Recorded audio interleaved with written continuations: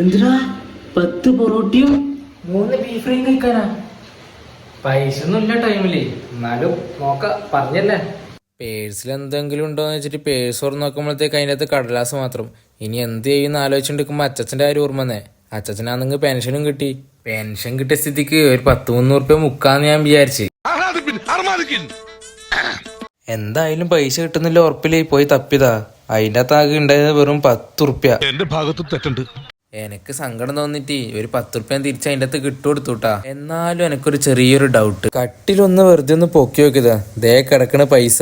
അങ്ങനെ പൈസ കിട്ടിയ സ്ഥിതിക്ക് ചലഞ്ച് കംപ്ലീറ്റ് ആക്കാന്ന് വിചാരിക്കുമ്പോഴത്തേക്ക് ഇതാ പുറത്ത് ഒടുക്കത്തെ മഴ. എന്നാലും വേണ്ടിയില്ല, പറഞ്ഞ വാക്ക് പാലിക്കണല്ലോ. മഴയും നനഞ്ഞ് ഞാൻ നേരെ ഹോട്ടലിൽ എത്തിയിട്ടാ. അങ്ങനെ 10 പൊറോട്ടയും പറഞ്ഞ് ഞാൻ പരിപാടി തുടങ്ങിട്ടാ. 3 ബീഫ് ഫ്രൈ ഇല്ലാത്തോണ്ട് ഞാൻ മേടിച്ചത് ഒരു ബീഫ് ഫ്രൈയും ഒരു ബീഫ് കറിയും ഒരു മീൻ കറിയും ആട്ടാ. സത്യം പറഞ്ഞ 10 പൊറോട്ട ഒന്നും എനിക്ക് തിന്നാൻ പറ്റുന്ന ഞാൻ വിചാരിച്ചിട്ട് പോലും ഇല്ല.